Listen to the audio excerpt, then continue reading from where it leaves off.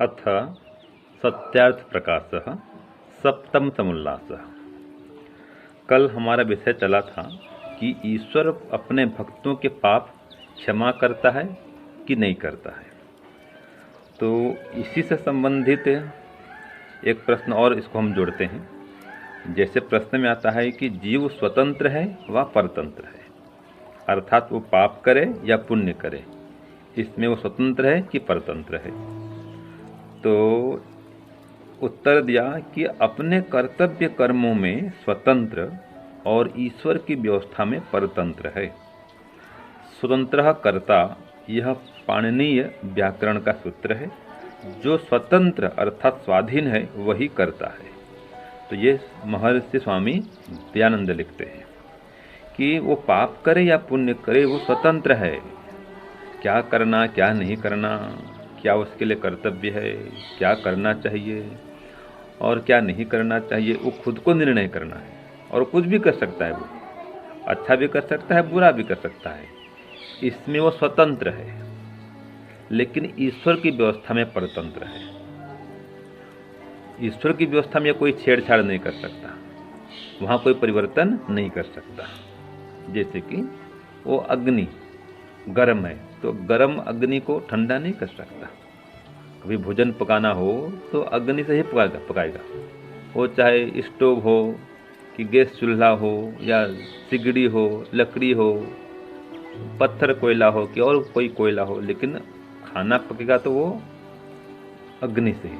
वो चाहे सौर ऊर्जा भी क्यों न हो, वो अग्नि चाहे सूरज की अग्नि हो। तो ये व्यवस्था परमात्मा की है, इसमें वो जीवात्मा परतंत्र है। और भी कई सारे नियम हैं, जितने भी नियम परमात्मा के हैं उन नियमों में यह जीवात्मा परतंत्र है। उसके अपने लिए वो स्वतंत्र है। तो चाहे तो किसी को दान करे, किसी को नहीं भी करे, और किसी की हत्या भी कर दे। ये आतंकवादी लोग हैं, जघन्य अपराध कर देते हैं। क्यों? वो कर्म करने में स्वतंत्र है। और बड़े बड़े धर्मात्मा हैं, ईश्वर के उपासक हैं, भक्त हैं, वो अपने जीवन को वो दान कर देते हैं धर्म के लिए, देश के लिए। हमारे वीर बलिदानी हुए, देश को आज़ाद करने के लिए बलिदान हो गए। तो व्यक्ति अच्छा से अच्छा कितना करे वो उसके हाथ में है, और बुरा से बुरा कितना करे वो भी उसके हाथ में है। तो अच्छा या बुरा वो कुछ भी कर सकता है, लेकिन वो जो भी करे ये याद रखें कि व्यक्ति जो कुछ भी करता है वो ईश्वर की शक्ति से ही करता है। अगर अच्छा कर रहा है, ईश्वर की आज्ञा का पालन कर रहा है, तो ईश्वर की शक्ति का सदुपयोग कर रहा है। अगर बुरा कर रहा है, ईश्वर की आज्ञा के विरुद्ध काम कर रहा है, तो ईश्वर की शक्ति का दुरुपयोग करता है। तो अगर दुरुपयोग करेगा ईश्वर की शक्ति का, उसको ईश्वर से दंड मिलेगा। और सदुपयोग करेगा, ईश्वर की आज्ञा का पालन करेगा, उसको सुख मिलेगा, पुरस्कार मिलेगा। तो इस प्रकार से इसको बोलते हैं स्वतंत्र कर्ता। जो कर्ता वही तो है कि जो अपने कर्म करने में स्वतंत्र हो, वही कर्ता कहलाता है। तो हम सब कर्ता हैं, तो कोई भी कर्म करे हम स्वतंत्र हैं। तो इसलिए जब हम स्वतंत्र हैं तो विचारना चाहिए कि हम कोई पाप काम नहीं करें और धर्म काम ही करें, परोपकार काम में लगे रहें। तो इस प्रकार से हम पाप करें ही नहीं, तो परमात्मा उस पाप को क्षमा करे अवसर ही नहीं आएगा।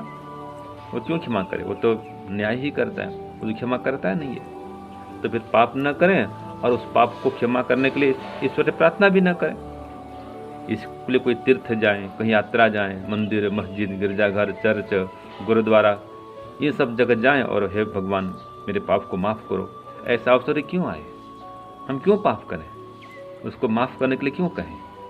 तो ईश्वर पाप माफ़ करता भी नहीं है और हम ऐसा काम करें भी नहीं, कोई पाप नहीं करें, तो निश्चित रूप से हमारा भविष्य सुखमय होगा और इस लोक और परलोक दोनों जगह में सुख शांति की प्राप्ति होगी। यही हमारे कर्तापन का लाभ है।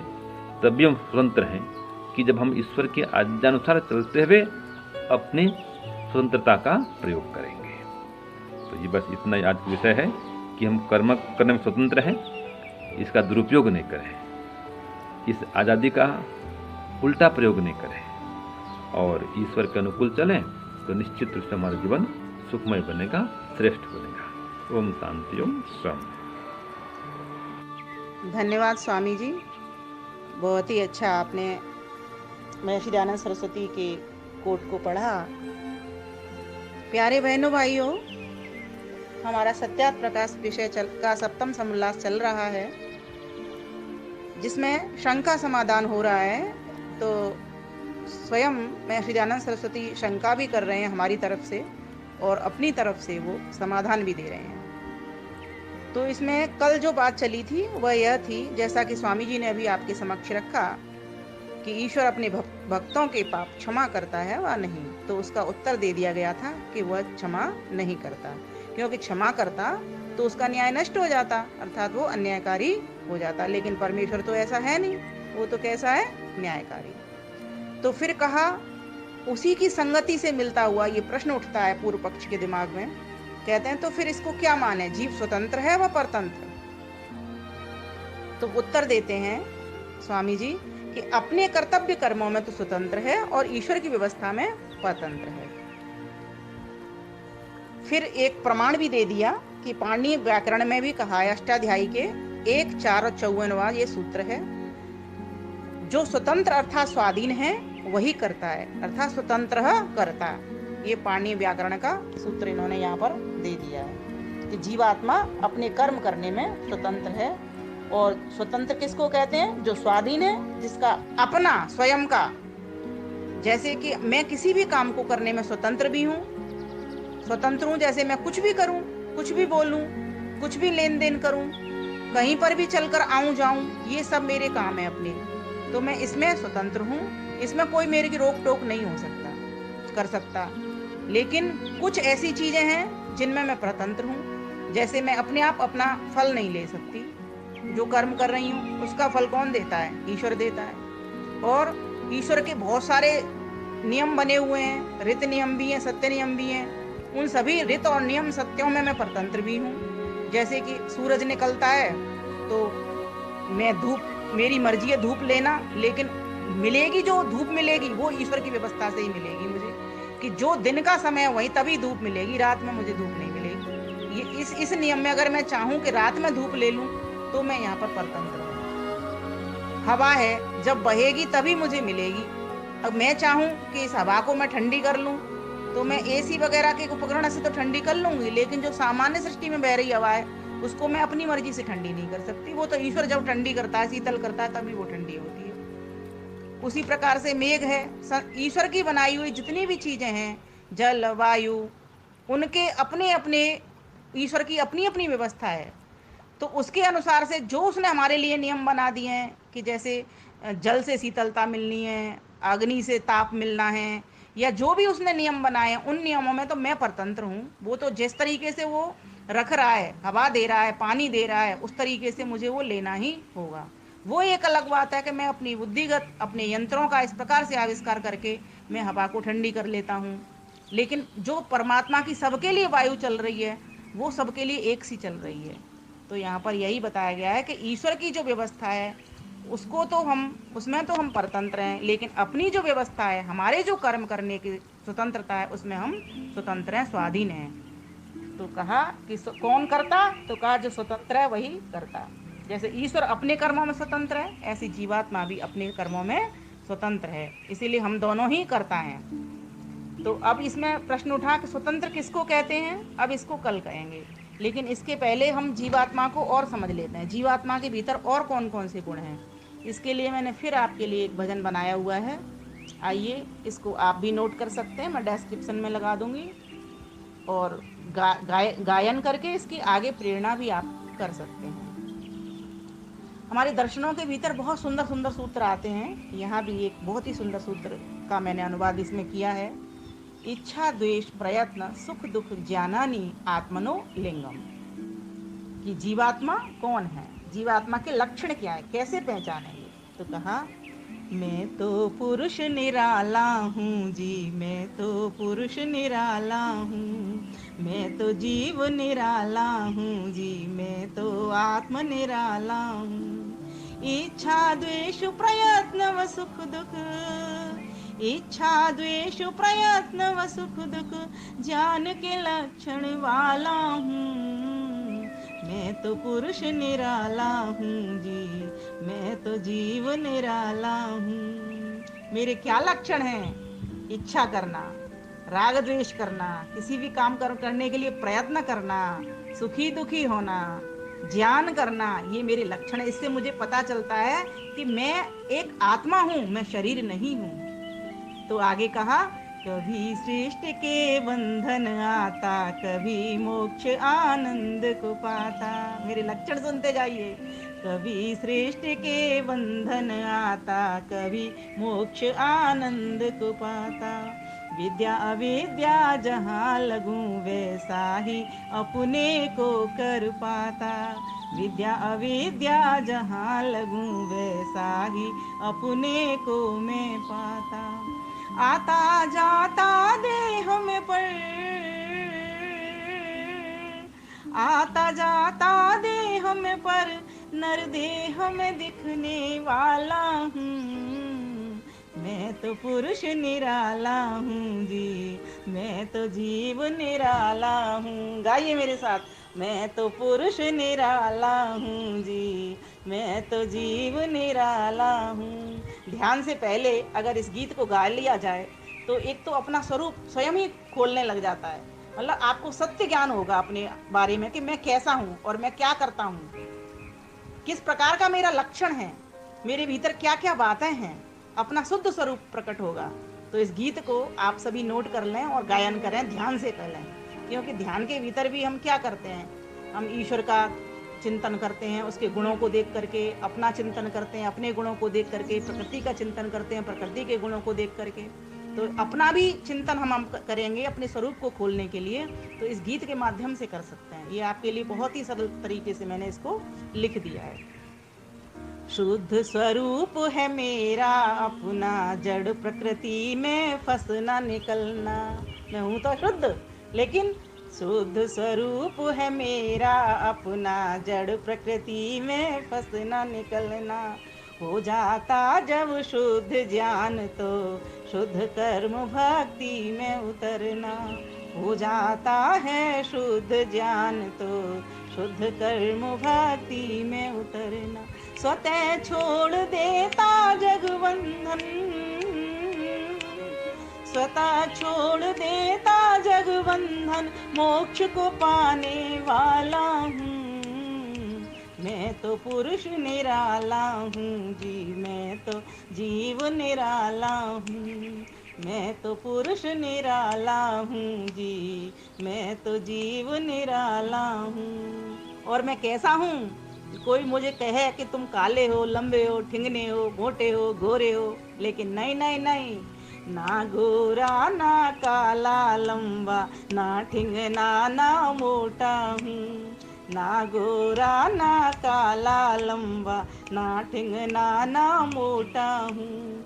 नहीं रूप आकार है मेरा तगड़ा, ना बहु छोटा हूँ। ना लाला ना लाली लल्लन, ना लाला ना लाली लल्लन, ना जी जाना साला हूँ। मैं तो पुरुष निराला हूँ जी, मैं तो पुरुष निराला हूँ। ये गोरा काला लंबा ठेंगना मोटा, रूप रंग तगड़ा छोटा, लाला लाली जीजा साला, ये किसके धर्म है? ये शरीर के धर्म है, मेरे नहीं हैं। हूँ अल्पज्ञ पूर्ण विमल में, एक देश में रहने वाला। मैं कैसा हूँ? बहुत कम जानने वाला हूँ, मुझ में पूर्णता नहीं है, मेरे भीतर बहुत सारी कमी है। हूँ अल्पज्ञ पूर्ण विमल में, एक देश में रहने वाला। अपरिणामी सत्ता मेरी, ना छिलने ना कटने वाला। अपरिणामी सत्ता मेरी, ना छिलने ना कटने वाला। मैं सूरज में भी चला जाऊंगा तो जलूंगा नहीं। मैं कहीं भी ना छिलूंगा, ना कटूंगा, ना सड़ूंगा, ना जलूंगा, ना मरूंगा। मैं मरता भी नहीं हूँ। ये जो मरना और आना जाना, ये तो शरीर का होना है। ये शरीर ही सड़ता है, जलता है, कटता है, छिलता है, सारे काम इस शरीर के ही होते हैं। गीता ने कहा है, नैनम छिन्नन्ति शस्त्राणि नैनम दहति पावक न चैनम क्लेदयन्त्यापो न शोषयति मारुत। ये आत्मा के भीतर ये धर्म नहीं घटते। शरीर के धर्म क्या है? शरीर में क्या होता है? वासांसि जीर्णानि यथा विहाय नवानि गृह्णाति नरोपराणि तथा शरीराणि विहाय जीर्णानि अन्यानि संयाति नवानि देहि। ये शरीर के धर्म है। जैसे पुराना वस्त्र हो जाता है तो उसके उतार करके नया पहन लिया जाता है, उसी प्रकार से ये शरीर भी जब पुराना हो जाता है, जर्जर हो जाता है, तो फिर नया शरीर धारण कर लिया जाता है। ये आत्मा के भीतर ये धर्म घटता नहीं है। तो कहा, हूँ अल्पज्ञ अपूर्ण विमल में एक देश में रहने वाला, अपरिणामी सत्ता मेरी ना छिलने ना कटने वाला, ना सड़ने ना जलने सुखने, ना सड़ने ना जलने सुखने, ना ही मरने वाला हूँ। मैं तो पुरुष निराला हूँ जी, मैं तो पुरुष निराला हूँ। मैं तो पुरुष निराला हूँ जी, मैं तो जीव निराला हूँ। और मेरे क्या क्या नाम है, लोग मुझे क्या क्या कहते हैं, शास्त्रों ने मुझे क्या कहा है? तो कहा, इंद्र जीव क्रतु आत्मा, मुझको कई नामों से पुकारा जाता, पर मैं स्वयं एक ही तन का स्वतंत्र संचालक कहलाता। भोक्ता करता दृष्टा होता, भोक्ता करता दृष्टा होता, असंख्य कर्मों वाला हूँ। मैं तो जीव निराला हूँ जी, मैं तो पुरुष निराला हूँ। मैं तो पुरुष निराला हूँ जी, मैं तो आत्म निराला हूँ। इंद्र, जीव, क्रतु कहते हैं कर्म करने वाले को, आत्मा, ये सब मेरे नाम हैं। इंद्र परमात्मा को भी कहते हैं, शतक्रतु परमेश्वर को भी कहते हैं, लेकिन अकेला क्रतु जो शब्द आया वो आत्मा के लिए आया है। तो कहा, इतने सारे मेरे नाम हैं, और भी बहुत सारे नाम हैं, पर मैं स्वयं एक ही तन का स्वतंत्र संचालक कहलाता। लेकिन जो जिस शरीर के भीतर मैं आया हूँ, इस शरीर के पिंड का पूरा की पूरा काम मैं खुद करता हूँ। जैसे जैसे मेरा मन होता है, मैं मन से जुड़ता हूँ, तो इस शरीर को मैं चलाने वाला बन जाता हूँ। मेरी मर्जी होती है जिस तरीके से मैं इस शरीर को चलाता हूँ, मैं इसका एक ड्राइवर हूँ, समझो।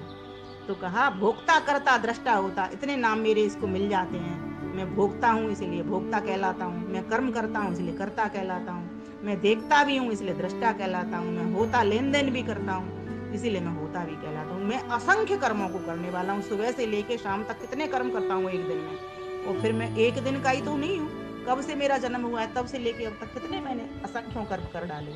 तो कहा, हर सुख दुख का अनुभव करता, इच्छा सुख अनिच्छा दुख रहता, आनंद पाने प्रयत्न करता, ज्ञान भी मेरा लक्षण होता।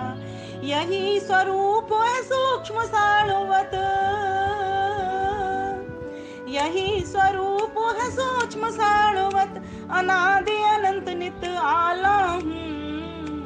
मैं तो पुरुष निराला हूँ जी, मैं तो पुरुष निराला हूँ। मैं तो पुरुष निराला हूँ जी, मैं तो जीव निराला हूँ। इच्छा द्वेष प्रयत्न व सुख दुख ज्ञान के लक्षण वाला हूँ। मैं तो पुरुष निराला हूँ जी, मैं तो पुरुष निराला हूँ। मैं तो पुरुष निराला हूँ, मैं तो पुरुष निराला हूँ। तो बता दिया गया कि जीवात्मा कैसा है। जीवात्मा स्वतंत्र है और भी उसके अनेक लक्षण हैं। आज ये मैंने अपनी तरफ से भी आपके समक्ष बात रख दी है।